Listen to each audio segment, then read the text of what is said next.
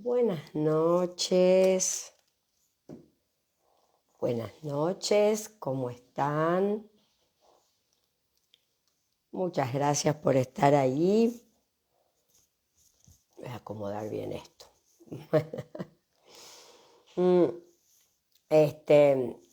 Yo sigo floja de la voz, la garganta, chakra laríngeo, así que bueno, no me puedo forzar mucho cuando hablo. Me pidieron que mostrara el libro nuevamente. No lo van a conseguir en las redes, lo van a conseguir o en las librerías como lo tenían antes, porque directamente lo retiré y solo lo comercializo yo. Aquí tienen el libro que se llama Ser Más Humano. ¿Bien?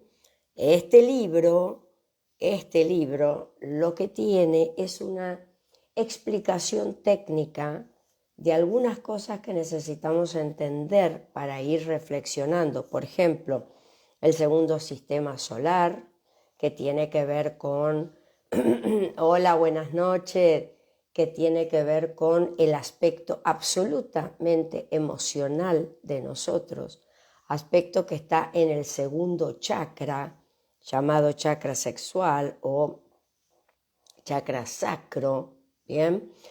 Que está siendo activado desde el lugar de vaciar la información para poder tirar abajo las estructuras que ya no nos sirven. Eso lleva miles de años, y empezar a trabajar con lo que es la energía violeta. La energía violeta tiene que ver con la consecución del bien, la consecución de la espiritualidad, poder empezar a descubrirnos desde una mirada física etérica. Por eso la energía violeta o el rayo violeta o la vía psicológica violeta, porque es una forma de ser, buenas noches, se encuentra en el triángulo Aries, que está con karma desde el 2020-2027 durante 7 años, o sea, todavía estamos transitando ese karma, por eso se está activando muchísimo todo lo que tiene que ver con lo físico, ¿bien? Está en Aries, está en Cáncer, que tiene que ver con la conexión de nuestra naturaleza, y finalmente, para cerrar el triángulo, Capricornio. ¿Bien? Saben que el eje Cáncer-Capricornio es crucial poder entenderlo, porque desde el 2020-2027 está en activación en lo que se llama la cruz cardinal. La cruz cardinal es la que va a unir esos dos ejes, Aries, Libra, Cáncer, Capricornio, buscando elevar la información. Y elevar la información significa transferir toda la energía psicológica, es decir, aquello que vengo formando como alma, realidad tras realidad, en esta realidad de Sandra la voy a materializar. Y por eso esa cruz es la cruz azul. Esa cruz tiene que ver con la divinidad, esa cruz tiene que ver con descubrirme un ser divino, con descubrir que mi fuente, que mi luz se encuentra no solo en aquello que voy a ir haciendo como alma, sino que en realidad la verdadera fuente la tengo en el etérico. ¿Bien? Por eso es importante entender cómo se realizan nuestras conexiones, y es a través de los chakras. No hay otra forma de hacer las conexiones. Bien, ayer, bueno, no les voy a decir las redes porque es de lo más aburrido. Ayer, 21 de agosto, algunos seres humanos que desde el año 84 seguimos la historia de Caballo de Troya, festejamos la Navidad. El 21 de agosto del año -7, más o menos al mediodía, nació el ser que nosotros conocimos como Jesús de Nazaret. Por eso, al trazar su mapa físico con ese horario, con esas coordenadas y demás, él es Leo ascendente Escorpio. Muy, muy trascendental ese tipo de configuración astrológica cuando uno puede leerlo desde la figura que fue, porque es mucho más fácil leerlo, por supuesto, como se dice con el libro del lunes, con el diario del lunes, pero indudablemente no se lo podía interpretar, no se lo podría interpretar como cualquier ser humano. Ese Leo es aquel que trajo como el sol la conciencia física de la vida a este planeta. Y qué mejor mensajero que aquel que nos creó. Qué mejor mensajero que aquel al que podemos llamar nuestro Padre con toda autoridad y no desdibujado y desvirtuado llamando Padre a Dios, a no sé cuánto. No, Él es nuestro Padre. La plegaria del alma refleja aquello que hay que poder entender cuando nosotros empezamos a conectar con la divinidad. Ese es el gran trabajo del rayo violeta, que se encuentra en un ser, cualquier ser humano que esté trabajando la ley y el orden, los extremos, la espiritualidad, es decir, que trabaje reflexionando quién soy, para qué estoy, que pueda empezar a cuestionarse la vida y la muerte como dos grandes extremos, pero extremos que son puerta de ingreso y puerta de salida, no como paredes, no como muros, empezó a resonar en ese primer chakra que será la gran plataforma de lanzamiento para poder renovar esta humanidad. Renovar esta humanidad significa contraponer todas las fuerzas evolutivas que venimos manejando, que están desordenadas, que están desinformadas, que están trabajando con aquello que los seres de la jerarquía, los guías de la raza llaman la energía negra, la magia negra. Cuando nosotros nos equivocamos, cuando nosotros no estamos direccionados hacia el propósito de aquello que venimos a hacer, estamos trabajando con energía negra, la energía que tiene que ver con los chakras más bases, más básicos y más involucionados. Cuando estamos en el camino correcto, cuando estamos hollando el sendero de la evolución hacia el propósito, con deseos lo más trabajados posible, es decir, emociones lo más trabajadas posibles, estamos trabajando con la magia blanca. La magia blanca es el sexto chakra. La magia negra es un ser de Nimur con chakra rojo. El gran problema es que naturalmente no se ven los chakras. Naturalmente no se muestran los chakras, las vibraciones que están manejando, y por eso es mucho más difícil decir voy con esta persona o voy con esta persona, cosa que va a empezar a suceder en nuestra humanidad respecto de las creencias, respecto de la formación de sectas que van a ir muy encaradas a los jóvenes, la desinformación que va a tener que ver con el futuro de nuestro planeta. Ya me están mandando unos videos que más que mirarlos me enojo, porque todos dicen lo mismo. En 10 años les aviso se termina el planeta para esos científicos pagados, como siempre, porque ahora recuerden que la próxima historia que viene, como la del 2020, 2027, que va a tomar forma el año próximo, es la historia de lo que es el clima. Solo que ustedes ya saben cómo lo llaman. Esta gente, si nosotros no nos direccionamos en el pensamiento con que ya estamos en el 2030, nos llevan ventaja. Mínimo 4 años de ventaja, cuando la mayoría de las personas empezaron a hablar de la famosa agenda, poniéndole esa fecha falsa. Esa fecha era agenda, en aquel entonces, 2027. ¿Bien? Bueno, este año nosotros estamos resonando con esa información, por eso habrán notado que todo viene más acelerado, porque ellos tienen que poner acelerador a fondo para que no descubramos lo que ellos no quieren que descubramos, que ya empezamos a despertarnos, que ya hay gente que se está cuestionando, que hay gente a la que ya no es tan fácil venderle el líquido elemento que va aquí, que hay un montón de sobra. Así que ahora hay que empezar a mentir que apareció un nuevo bicho, una nueva cepa, algo así. Pero hay cada vez más censura, cada vez más censura. Ya ha empezado muy a fondo en lo que es Europa. Bueno, Canadá ni hablar. Y todo eso se estrena en el norte y después lo estrenamos nosotros.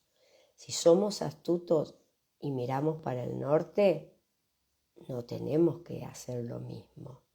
Tenemos que estar ya preparados. Una de las capacidades que tiene la energía de Acuario, que es la supermente trabajando, porque es la mente de la naturaleza, es el poder de adelantarse, el poder de ver hacia adelante. ¿Cuál es el problema? El problema es que una vez que uno vio para adelante, después tiene que traer esa información y empezar a preparar el equipaje para llegar a ese momento. ¿Bien? Ahora, esos momentos futuros dependen de toda la humanidad. No dependen de uno solo, no dependen de fulanito de tal, no dependen de un solo científico. Eso es todo un cuento, todo un cuento. Nosotros estamos por hacer un gran reseteo cósmico para ir hacia 25.000 años. Bueno, supuestamente hay gente que está diciendo que nos queda 10 años y me siguen pasando los videos ya traducido. ¡Oh! Mira lo que dice, Dios mío, ya la verdad que ni lo vi el primero y dije, 5 minutos, no veo más.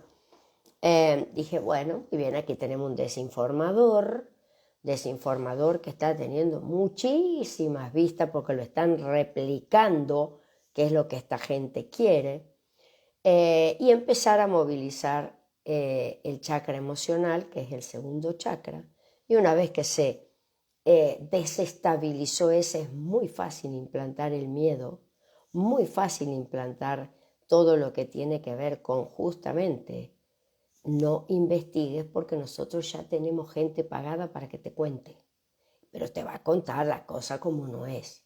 Como no estás mirando a lo que tienes que mirar, que es tu información, es tu silencio, es tu sentido común, Acuario. Sentido común, bien, que no es el más común de los sentidos. ¿Por qué? Porque siempre dejamos que otro lo haga por nosotros, bien, no encarar las consecuencias de los actos ni ahí, mejor dejemos que otro lo haga. Lamento decir, la evolución es individual para poder trabajar en lo grupal, y en lo grupal es aquello que tiene que ver con diferentes tipos de grupos, diferentes intereses, diferentes propósitos.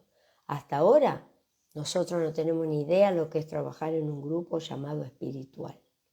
Ni idea, eso está en el etérico. Eso está para ser formado cuando vayamos atravesando diferentes cambios que van a tener mayor formato a partir del año próximo, que es el gran puente que tenemos como final hasta el 2025-2032, donde ya hace 2 años que esta gente estrenó todo el material que tiene, que nos viene avisando, nos viene diciendo,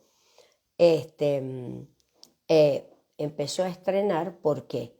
Porque sabe que ahora sí empieza en ese 2025-2032, empieza la resonancia de los guías de la raza. Más seres humanos despiertos, más seres humanos siendo conscientes de su papel, en cada lugar, en cada ciudad que cada uno se encuentre. Y en este sentido es muy importante entender que no estamos solos, porque eso es lo que nos quieren hacer creer, que si no estamos con ellos, con los negativos, con los que vibran primero y segundo chakra nada más, nunca elevaron la vibración, una vibración muy de Nimur, ¿bien? Que refleja rojo aquí en el tercer ojo, seres muy inteligentes, a su favor la ciencia, la tecnología. Presten atención a lo que les digo. A su favor la ciencia y la tecnología, completamente desconectados del corazón. Son psicópatas seriales. No quieren ni a la madre, ni al padre, ni a los hijos, y mucho menos los de afuera. Si ya ese ser humano mostró esas habilidades, ¿qué queda para después? Sean observadores. Dejen que la información resuene. No chusmeen todo, porque todo, del 100%, el 90% está contaminado. 90%. Se han encargado de contaminar. ¿A través de quién? A través de la gente que no se da cuenta y empieza a replicar y replica y replica y replica.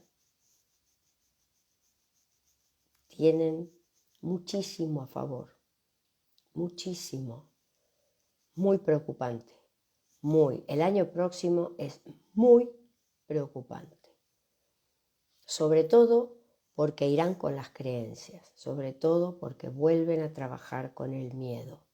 Con el miedo, vuelvo a decir, son los dueños de esas armas grandes que manejan las nubes, que manejan todo eso. Bien. Y por supuesto en eso estamos completamente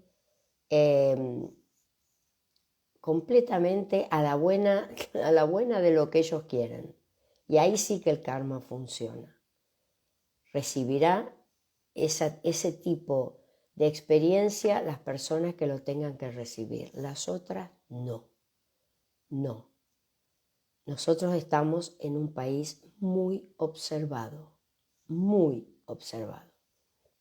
Por lo tanto, tenemos que hacer cada vez más un bloque energético para que no se adueñen de tanto.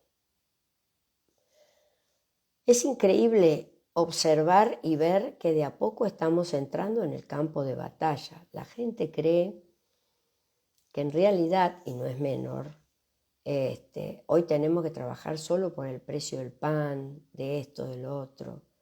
Claro, eso es para poner mayor peso de preocupación y no ver lo más grande. Y no ver que cada uno tiene capacidades muy loables a nivel interno. Y si uno tiene que dejar de comer pan, dejará de comer pan. Si uno tiene que dejar de comer carne, dejará de comer carne. No nos va a hacer mal. No va a ser mal. Vamos a adelgazar, vamos a estar geniales, con la energía mucho más apta para poder vibrar en resonancia con nuestra naturaleza. Bien. Se vienen grandes sacrificios. Y ojalá nos alcance la teoría que venimos manejando cada uno. Pero el sentido es que ellos no quieren que nos unamos. Ellos ya han hecho todo tipo de ligazón negativa con ellos mismos y con las grandes armas que tienen, las empresas, streaming, Netflix, todo eso, pum, pum, pum, en la cabeza. Cada vez más, pero hay algo contra lo que nunca van a poder ir, que es contra la naturaleza del ser humano.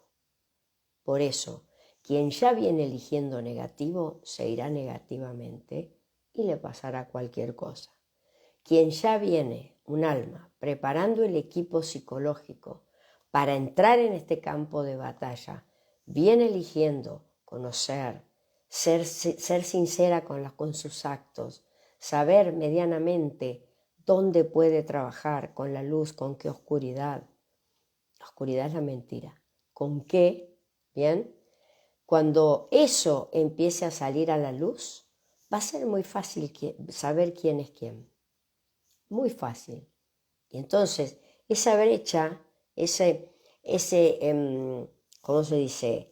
Ese 90% de desinformación, de oscuridad que se ve hoy, es posible que vaya achicándose y vaya creciendo ese 10% de luz. ¿Qué es luz? Conocimiento. ¿Qué es luz? Un buen accionar. ¿Qué es luz? Entrar en el corazón. ¿Qué es luz? Ser fraternos, ser hermanos, poder entender lo que está viviendo otro sin desvirtuarme, porque si no me estoy desvirtuando. Es muy difícil ese equilibrio. Y estoy hablando justamente del eje Aries-Libra. ¿Bien? Y es en Libra donde cada ser humano va a medir su fuerza consigo mismo y con su alma. Eso se llama Antakarana. Y el Antakarana en sánscrito es un puente, donde la personalidad física, Sandra, entrega su información, lo que ha venido trabajando desde que nació, a su alma. Y su alma, que es la que viene trabajando muchísimas realidades, con un equipo psicológico que yo desconozco, como cualquier ser humano físico desconoce, porque somos los finitos, va a tener que integrar, va a tener que poner en juego. ¿Para qué? Para poder entrar al campo de batalla, para poder batallar con todo lo que viene, que no va a ser fácil. Ahora, si yo empiezo a trabajar con mis creencias en positivo, comienzo a generar la fe. ¿Dónde está la fe? ¿En los chakras inferiores? No, ahí está la de ellos. No es fe, es creencia. Ahí tengo la mediumnidad, la superstición, el trabajo negativo. Tengo todo aquello que tiene que ver con la mentira, con la manipulación, con la sumisión, con el hacer caso sin cuestionar, con el no salir a buscar mi libertad, con el no salir a ver cuál es el propósito de esta humanidad, para qué estoy aquí. Todo eso se supone que un ser humano que va a entrar a transferir su energía a su alma, ya lo tiene visto. Por lo tanto, ese ser humano no puede ser confundido. No puede ser confundido. Ese ser humano ya sabe lo que es el show este que estamos viviendo, esta gran ilusión que estamos viviendo, donde cada vez más voy a necesitar entender que lo mejor que me puede pasar es centrarme en mí misma y el resto que siga funcionando. Yo no manejo ningún concierto, no manejo nada de lo que tenga que ver, yo como cualquier otro ser humano, no manejamos nada que tenga que ver con el destino de esta humanidad en sí mismo. Un pedacito. Es solo el gran trabajo de escucharme, de taparme los oídos para que no escuchen lo de afuera. Eso va a ser muy importante. Ayer, 21 de agosto, se festejó en aquellos que seguimos, repito, desde el año 84 a Benítez con su información y que hemos tenido la oportunidad de trabajar con esa información a lo largo de muchos años, individualmente o en grupo.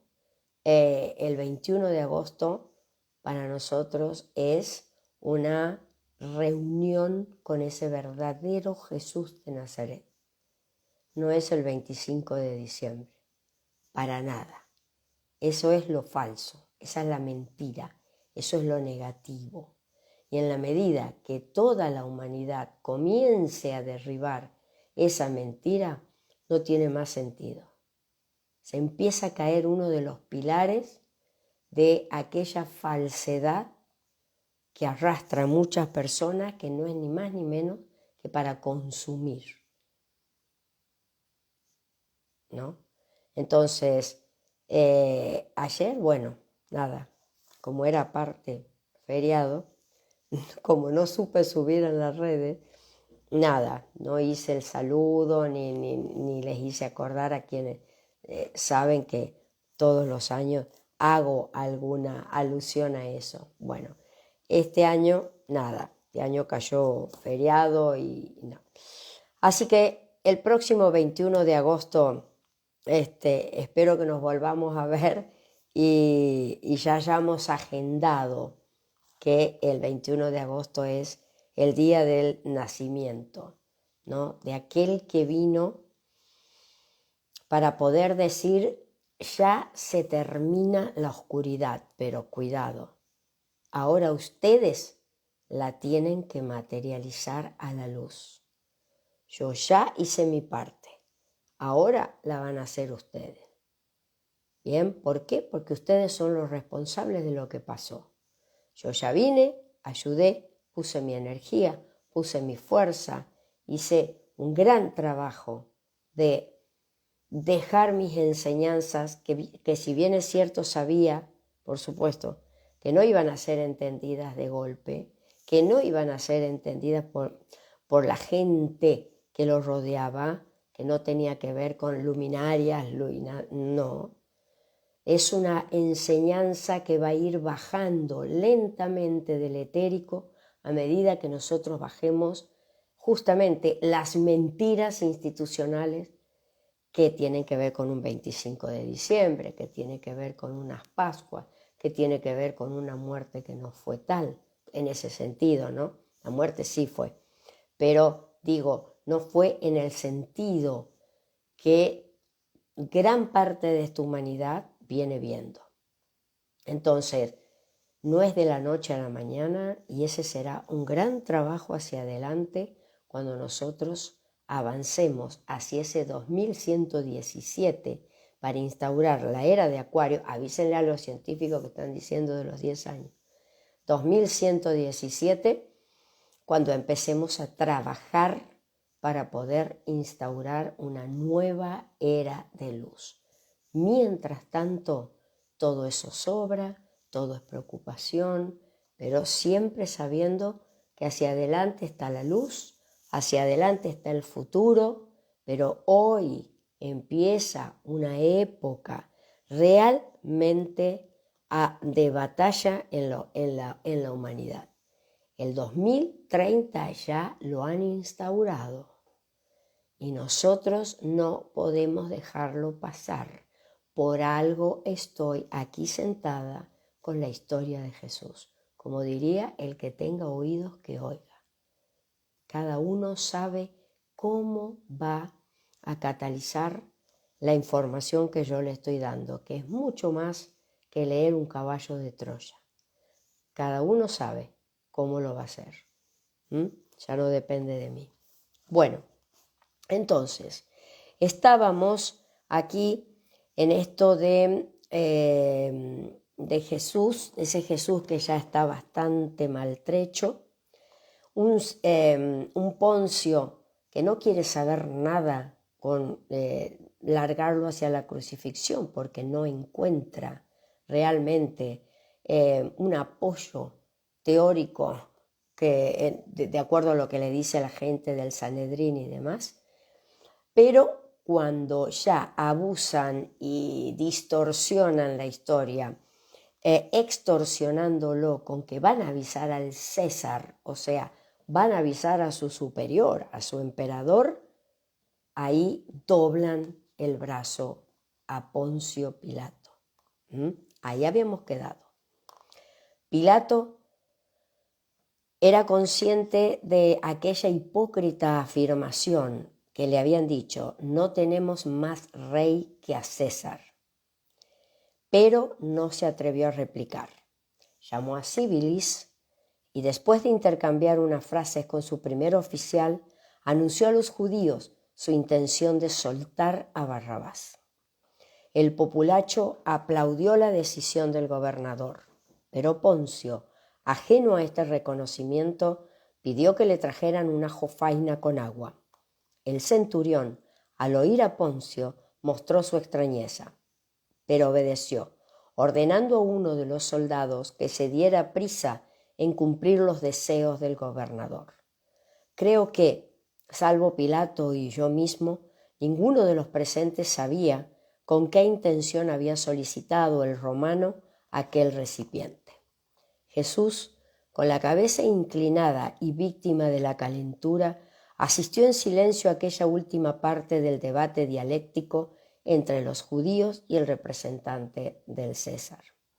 Cuando el soldado regresó a la terraza portando una ancha vasija de barro, rebosante de agua, se situó frente a Poncio y esperó. El gobernador introdujo sus regordetas manos en el recipiente, frotándolas durante unos segundos. A continuación, ante la atónita mirada del centurión, de sus legionarios y de la multitud, ordenó al soldado que se retirara. Y levantando los brazos por encima de su cabeza, gritó de forma que todos pudieran oírle con nitidez: «Soy inocente de la sangre de este hombre. ¿Están decididos a que muera? Pues bien, por mi parte, no le encuentro culpable». El gentío volvió a aplaudir, al tiempo que se escuchaba la voz de otro de los sanhedritas: «Que su sangre caiga sobre nosotros y sobre nuestros hijos». Y la multitud, como un solo hombre, coreó aquella trágica sentencia, ignorante de las gravísimas horas que viviría la ciudad santa 40 años más tarde, y en las que, justamente, la sangre de muchos de aquellos hebreos y la de sus hijos sería derramada por las legiones de Tito. Aunque a primera vista la autojustificación del saduceo y del populacho pudieran parecer una simple manifestación emocional propia de aquellos momentos de odio y ceguera, la verdad es que la citada afirmación encerraba un significado mucho más profundo y trascendental. Los jueces, ignoro si sucedía lo mismo con aquella masa humana inculta y vociferante, conocían muy bien lo que decía la ley mosaica a este respecto. La Misná, en su orden cuarto, especifica textualmente que en los procesos de pena capital, la sangre del reo y la sangre de toda su descendencia penderá sobre el falso testigo hasta el fin del mundo.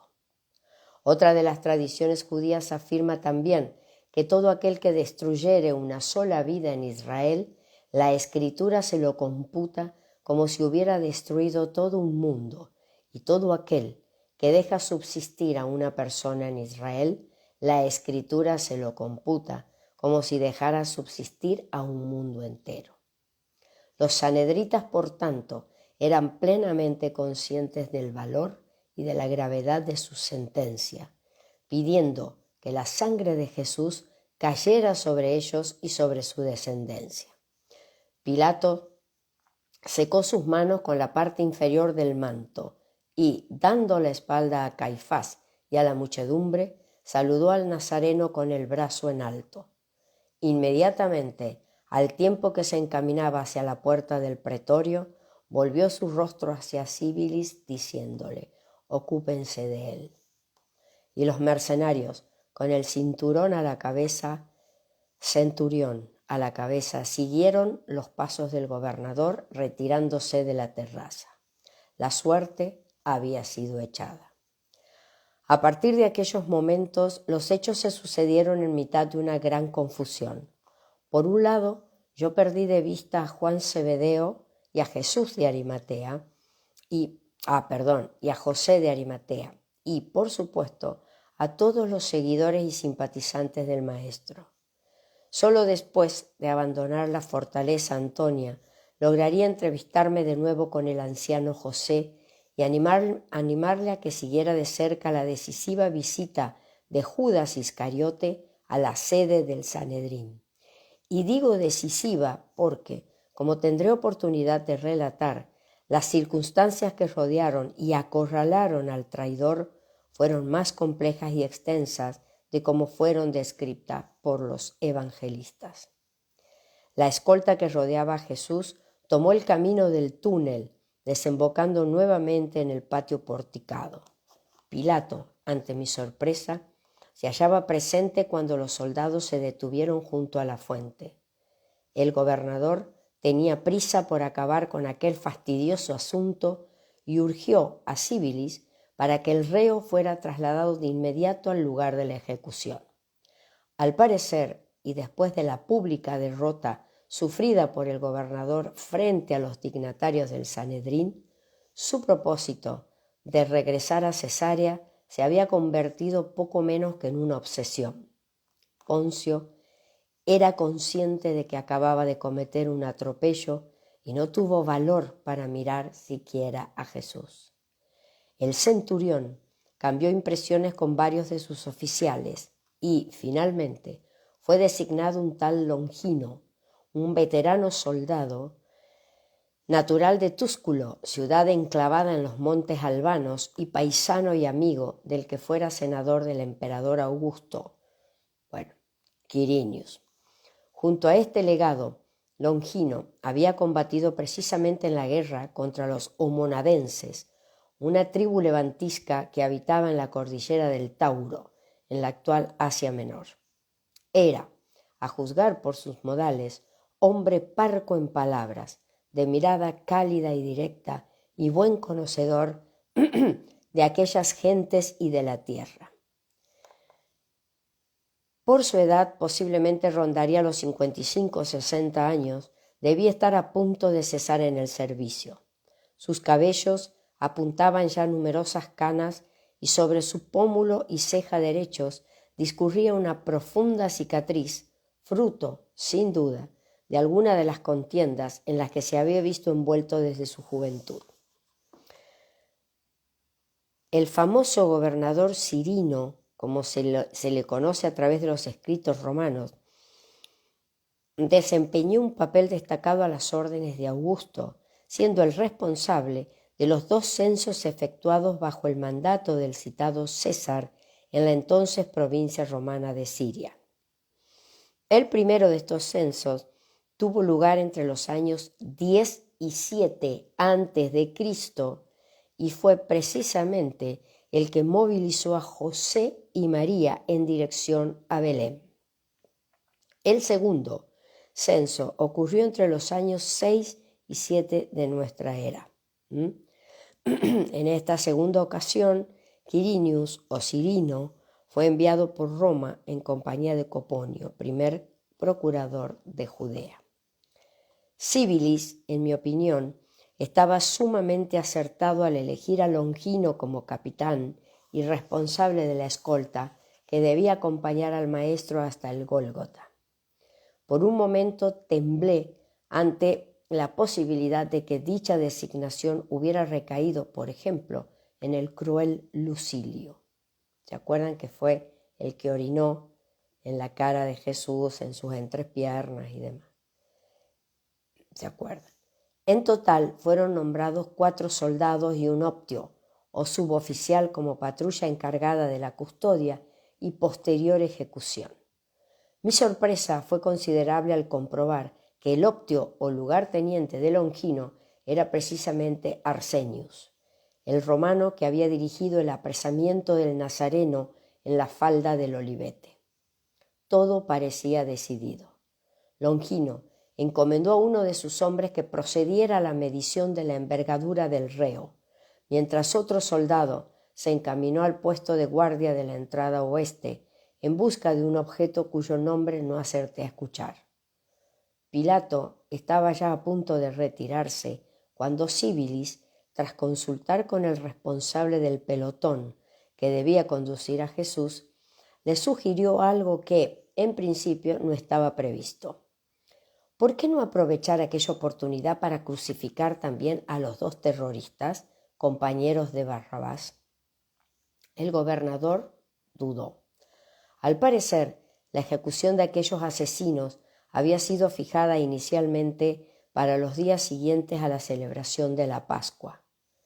Poncio hizo un mohín de desagrado, pero el centurión jefe insistió, haciéndole ver que, tal y como estaban las cosas, Aquella crucifixión colectiva reduciría los posibles riesgos que arrastraba siempre la muerte de unos celotas.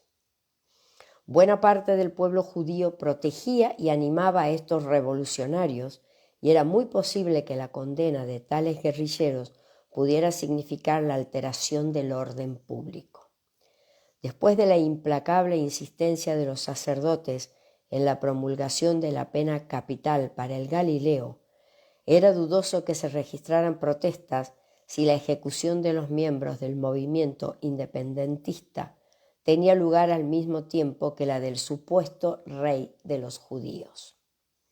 Poncio escuchó en silencio los razonamientos de su comandante y, moviendo las manos displicentemente, dio a entender que Civilis tenía su aprobación, pero que actuara con rapidez. Con un simple movimiento de cabeza, el centurión indicó a Arsenius que se ocupara del traslado de los celotas. En ese momento, Pilato reparó en mi presencia y, mientras los oficiales esperaban la llegada de los nuevos reos, el voluminoso gobernador me tomó aparte diciéndome: «Jasón, ¿qué dice tu ciencia de todo esto? No he tenido tiempo de preguntarte con detenimiento sobre ese augurio que pronosticabas para hoy. Háblame con claridad, te lo ordeno». La curiosidad y el miedo consumían a Poncio a partes iguales, así que no tuve más remedio que improvisar. Esta medianoche pasada, le mentí, cuando me encontraba en el monte de las aceitunas, presentí algo.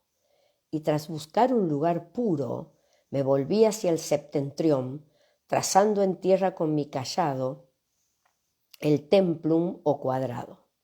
Después, como sabes, tomé este litus, señalando mi vara de Moisés, e hice el ritual de la descripción de las regiones.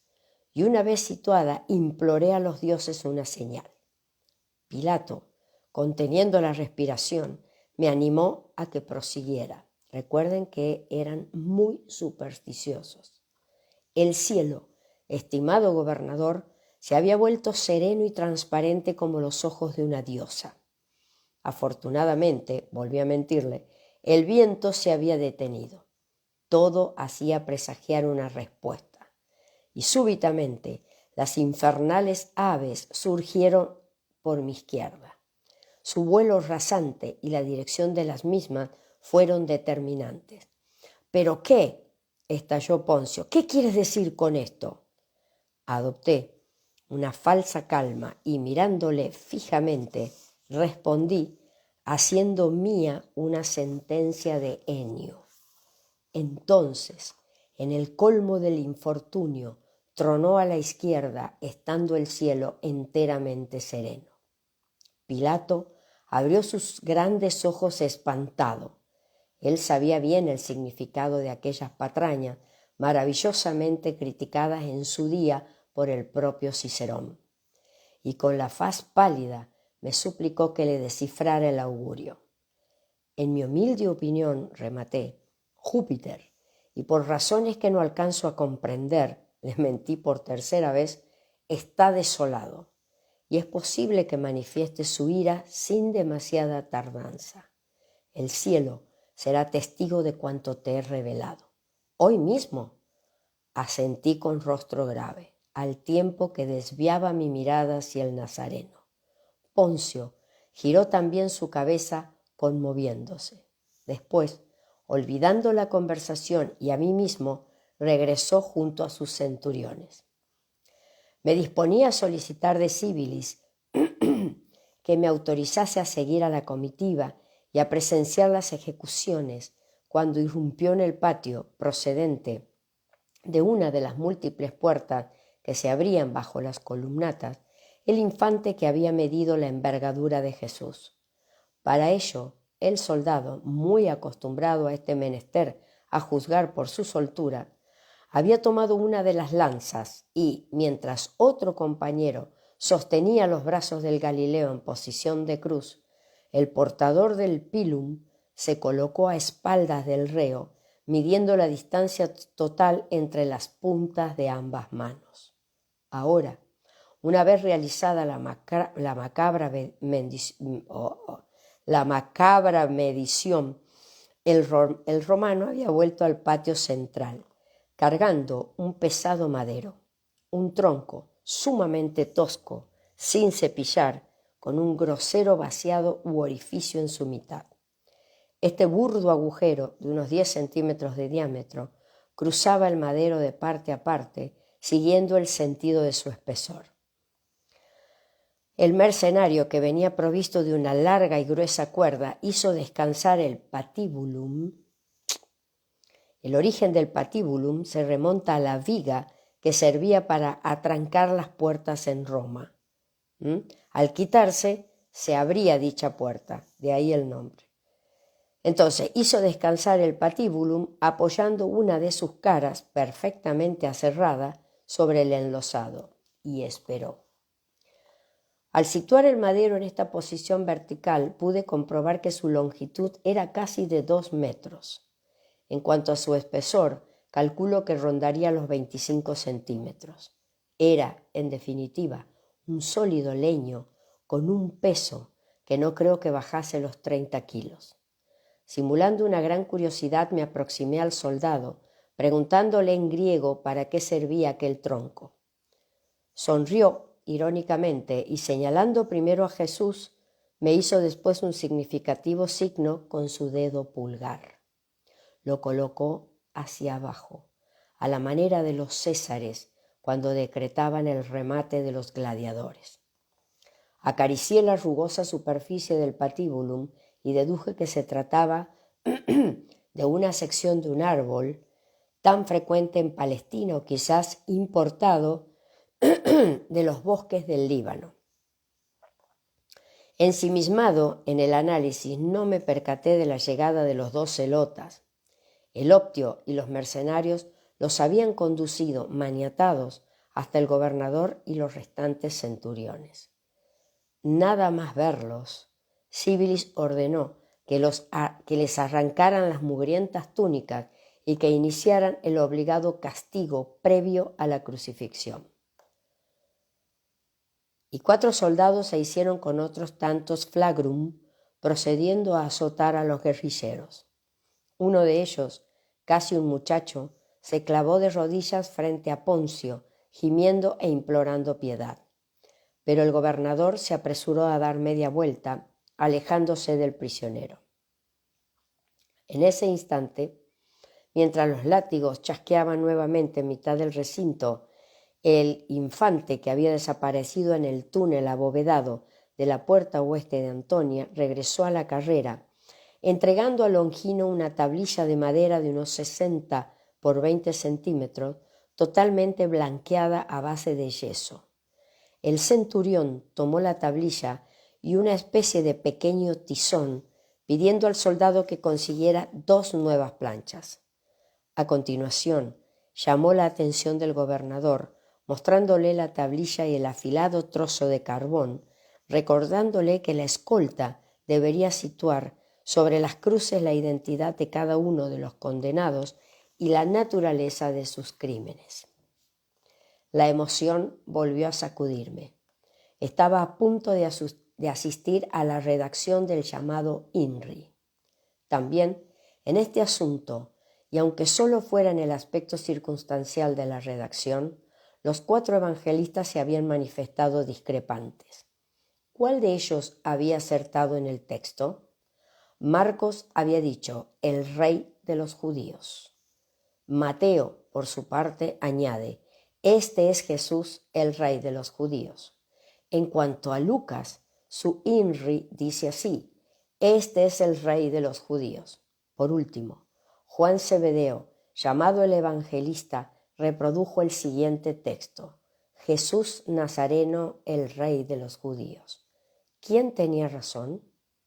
Discretamente me asomé por encima del hombro del gobernador y noté cómo su mano temblaba. Tenía la tablilla en posición horizontal y firmemente apoyada sobre la reluciente coraza. Había tomado el carboncillo con la derecha, pero su rostro se había desviado de la superficie del encalado rectangular de madera. Me di cuenta que miraba a Jesús por el rabillo del ojo. El maestro, que no despegó los labios en todo el tiempo, había conseguido regularizar su ritmo respiratorio, pero continuaba encorvado y tembloroso. La sangre, aunque en menor proporción, seguía goteando por los bajos de su túnica, formando un cerco alrededor de sus pies. Uno de los guerrilleros, el más adulto, se retorcía sobre las losas, aullando a cada latigazo. Los mercenarios habían desgarrado su túnica, dejando al descubierto la totalidad del tronco. Y a pesar de hallarse con las manos amarradas a la espalda y controlado por otro soldado, que sostenía entre sus manos el extremo de la maroma con la que había sido maniatado, el celota, en su desesperación y dolor, se revolcaba sobre el pavimento, poniendo en apuros a este último infante. El más joven, con las vestiduras igualmente rasgadas, se había enroscado sobre sí mismo, tratando de cubrir la cabeza entre las piernas. Pero los golpes eran tan violentos y seguidos que no tardó en situarse de rodillas, ofreciendo la espalda a los verdugos y emitiendo unos alaridos que hicieron asomarse al cuerpo de guardia a numerosos soldados. De pronto, Pilato, cada vez más nervioso, comenzó a escribir con su característica letra cuadrada. Jesús de Nazaret. Aquellas primeras palabras fueron trazadas en arameo, de derecha a izquierda. Tenían unos 30 milímetros de altura y ocupaban toda la parte superior de la tablilla. Poncio volvió a dudar. Parecía no saber qué añadir. En realidad, él era consciente de la falsedad de aquellas acusaciones y, lógicamente, acababa de tropezar con un serio problema. El celota, más joven, levantó la cabeza y con el rostro sudoroso y descompuesto buscó a Jesús. Después, a pesar de los tirones de su guardián, se arrastró sobre sus rodillas hasta el rabí. Y al llegar a sus pies, en medio de una lluvia de furiosos latigazos, hundió la cara en los goterones de sangre que escapaban por el filo de la túnica. Hola, buenas noches. De la túnica del rabí, exclamando entre sollozos: Maestro, ten misericordia de nosotros, no nos dejes morir. Jesús entreabrió los inflamados y amoratados ojos, mirando a aquel desdichado con una infinita ternura. Pero, antes de que pudiera responderle, el soldado que sujetaba la cuerda de este reo propinó al maestro un violento empujón, haciéndole retroceder y tambalearse. Uno de los sayones dirigió entonces su flagrum hacia el Galileo, dispuesto a herirle. Pero Síbilis, recuerden que el flagrum es como una lanza, pero Síbilis, atento a cuanto ocurría, se interpuso, sosteniendo al nazareno por las axilas y evitando que se desplomase. A continuación se volvió hacia el pelotón, ordenando que no flagelasen al rey de los judíos. Este ha recibido ya su castigo, manifestó.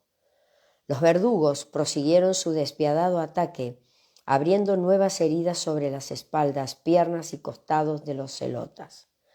Mientras el que se había aproximado al Galileo seguía de rodillas, con la cabeza clavada sobre las losas, su compañero, en un arranque de desesperación, se incorporó lanzando un frenético puntapié contra el bajo vientre de uno de sus fustigadores.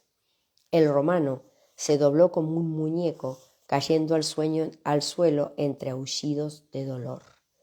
Poncio, de espaldas a aquella sanguinaria escena, volvió a escribir: Rey de los judíos. Juan, por tanto, era el único evangelista que había sido fiel en la transcripción del INRI. Jesús Nazarenus Rex Judaerum. E inmediatamente, de forma casi mecánica, repitió la frase Jesús de Nazaret, Rey de los judíos, en griego y por último en latín. Y devolviendo la tablilla a Longino, se sacudió las palmas de las manos, haciendo una ostensible mueca de repugnancia. Pero el soldado, enviado por el centurión en busca de otras 2 planchas de madera, regresó al punto, y Poncio, muy a pesar suyo, tuvo que repetir la operación. Esta vez fue mucho más breve. Tras preguntar los nombres de los condenados, escribió sobre los blancos tableros: Gistas, bandido, y Dismas, bandido. Todo ello, por supuesto, en las 3 lenguas de uso común en aquellos tiempos en Palestina: arameo en primer lugar, griego, el idioma universal como lo podrían ser hoy el inglés o el español, y latín, la lengua natal de Pilato. El gobernador dio unos pasos hacia el estanque circular y se enjuagó las manos. Cuando se disponía a retirarse me adelanté y le supliqué que me permitiera asistir a las ejecuciones. Si en verdad debe ocurrir algo sobrenatural, argumenté, quiero estar presente. Pilato se encogió de hombros y, mecánicamente, como sumido en otros pensamientos, transmitió mi ruego a Civilis. Este se encargó de presentarme a Longino, anunciándome como un augur, amigo de Tiberio. Estimo que la primera calificación no debió impresionar excesivamente al veterano centurión, pero la segunda fue distinta.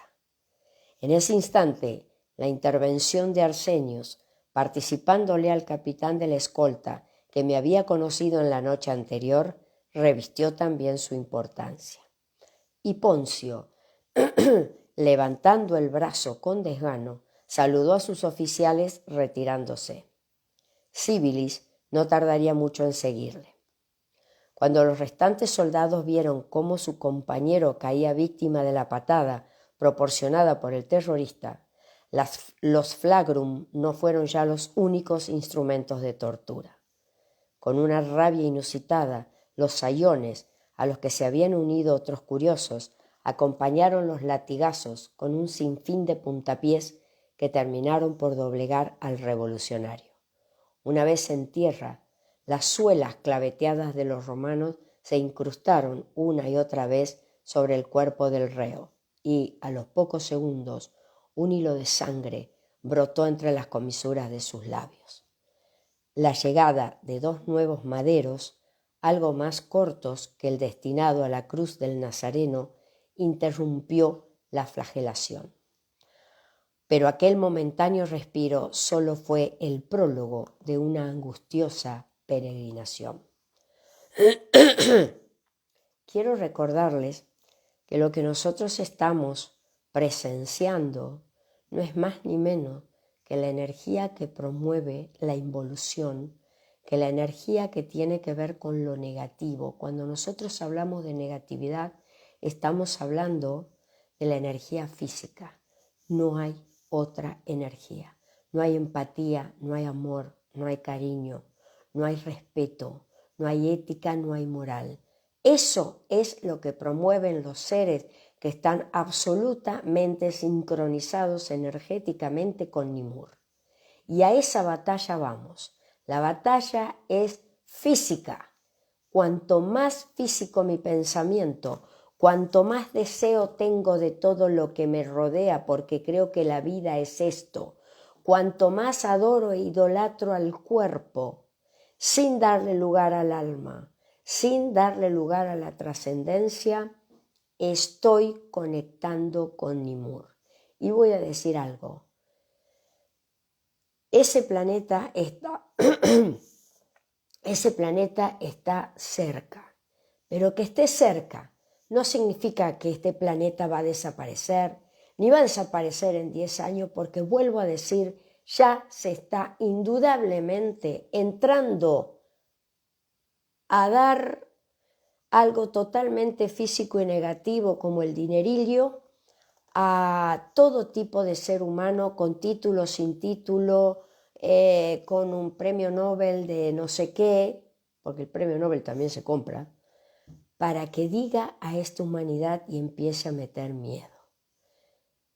Cuanto más nos alejemos de esa energía, cuanto más calma, paz, tranquilidad y seguridad en que no va a pasar nada a uno que tenga que ver con eso, porque estoy segura internamente de que vengo trabajando para que eso sea yo una espectadora, para que yo pueda ver esa información tanto tiempo dejada en la mente de hace 23, 24 años, y ahora lo estoy empezando a ver con mis ojos. Ahora lo estoy empezando a sentir, porque en la medida que se aproxime ese planeta, la violencia será mayor, la inseguridad será mayor, la oscuridad será mayor, y ahí sí tengo las palabras de este Juan Zebedeo, el evangelista, actualizando totalmente la información de lo que es justamente el Apocalipsis. Esto es el principio del Apocalipsis. Aquello que Juan deja escrito en el año 100, 70 años después de la muerte de Jesús, un poquito más, bien, pero creo que muere en el año 100, cuando él tenía 102, 105 años, y por eso Jesús le encomienda esa escritura, le encomienda el cuidado de su familia, porque sabía que era el que sobrevivía, y por eso deja esa información en su propia mente, porque sabía que era el único que iba a ser lo más fiel posible a todo lo que tenía que ver con lo que venía para cerrar de a poco la era de Piscis y cerrar de a poco esta quinta raza, la raza aria, la raza de la negación, la raza de la oscuridad, la raza que iba a ser el antes y el después, la bisagra entre la humanidad totalmente negativa de hace 10 millones de años de negatividad. Así que no me digan que esto es ayer, antes de ayer, no, esto lleva 10 millones de años. Recuerden que el alma no tiene tiempo. A nosotros, seres finitos que posiblemente vivamos hasta los 80, 85 años, 90, como mucho a los 100, y con toda la tecnología y ciencia que se viene con Acuario, es posible que lleguemos allí. El tema es cómo llegamos, de corazón y de mente.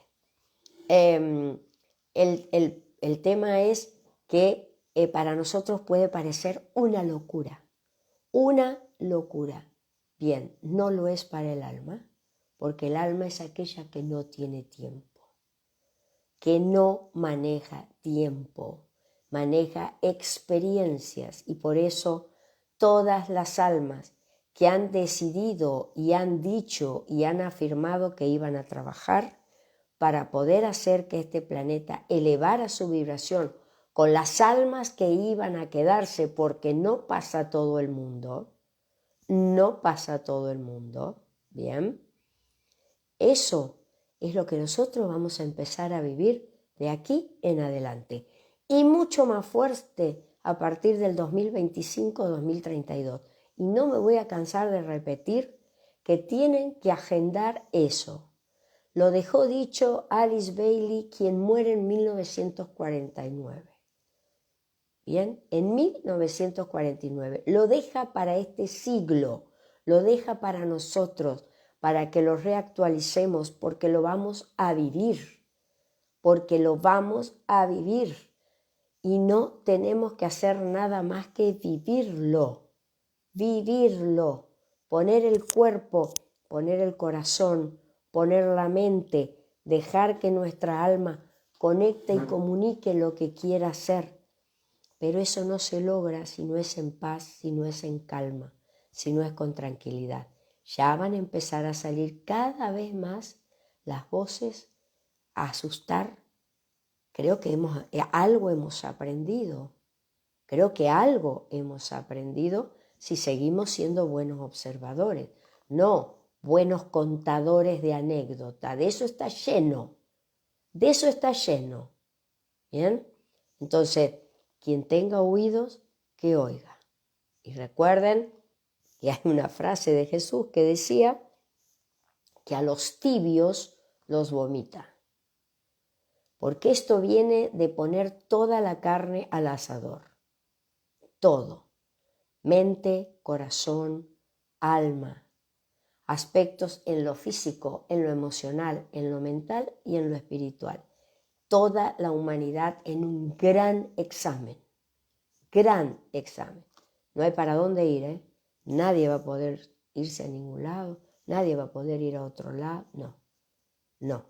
Por eso va a ser una gran renuncia, un gran sacrificio a una gran parte de nuestro ego que se posiciona en los 3 chakras inferiores, pero eso va a traer luz, claridad, va a traer un planeta diferente. Este planeta,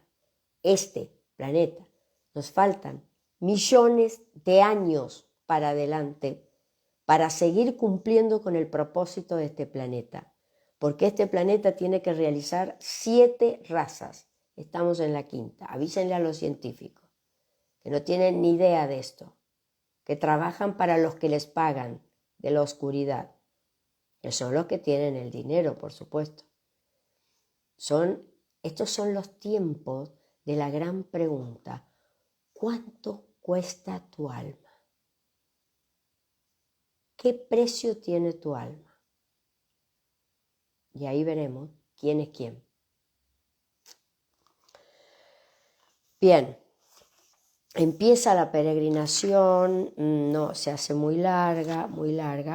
Vamos a dejar aquí, vamos a dejar aquí porque la verdad se hace muy larga. Muy larga. Vamos a dejar aquí, vuelvo a decir, mucho para reflexionar. Y les voy a dejar la plegaria del alma, ya que ayer fue Navidad, fue Christmas para todos los que estamos con este Jesús de Nazaret, y se supone que tenemos que ser muchos más. Hay muchas voces hablando de Jesús de Nazaret, hay muchos hablando de nuestro Padre Creador. Poder entender quiénes somos y para qué estamos es salir de la oscuridad a la luz, es salir de la ignorancia a la comprensión, es salir de el razonamiento en sí mismo e ir hacia la intuición. La intuición es el 4º chakra. Somos intuitivos por naturaleza, pero nos están queriendo hacer creer hace millones de años que no es cierto. No es cierto, y sin embargo es una de las capacidades que tenemos. Una de las capacidades. Bien, los seres de Nimur odian la conexión con el corazón porque ellos no tienen corazón. Ellos solo se manejan con los 2 chakras inferiores y especialmente con el chakra llamado sexual. Así que cuando ustedes vean que todo lo sexual se va acrecentando cada vez más, ahí tienen la información de Nimur. Esos seres humanos están en la oscuridad total. Si hay algo que no tenemos es mucho tiempo. Bien, lo van a escuchar a Benítez hablar, cosa que yo no apoyo en absoluto.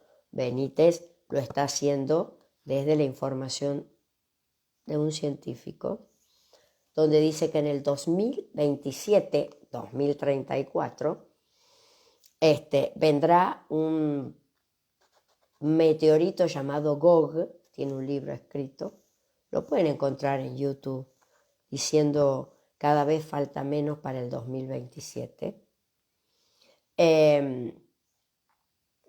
No es Nimur, no, porque eso me lo han preguntado un montón de veces y yo he estado con Benítez y no es Nimur. Benítez, por supuesto, sigue en sus 13 y hasta que eso, como buen Virgo, y hasta que eso no pase, no va a dar por saldada la experiencia y a decir, tenía razón o no, tenía razón yo. ¿Bien?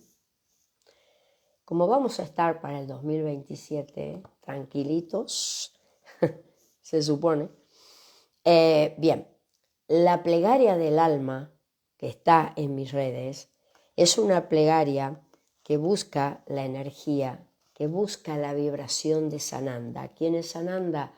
Sananda es el nombre cósmico etérico, así como el alma tiene un nombre etérico que no es Sandra, es otro nombre. Jesús de Nazaret tiene un nombre cósmico etérico que es Sananda. Esa es su vibración etérica. Si en el etérico a aquel que conocimos como Jesús le dicen Jesús, no atrae magnéticamente. Recuerden que el alma es magnética porque el alma es pura energía, es un átomo. Es un átomo. El átomo tiene la capacidad electromagnética. Por eso nos vamos encontrando por resonancia. Aquel que no se encuentra en mi resonancia, lo tengo que sacar de mi camino. Cualquier ser humano tiene que hacer lo mismo. Y prestemos atención a aquellos que están trabajando mucho con los chakras inferiores, tienen una gran resonancia, porque es la resonancia más humana, más negativa. No hace falta que sea elaborada. Es una resonancia instintiva.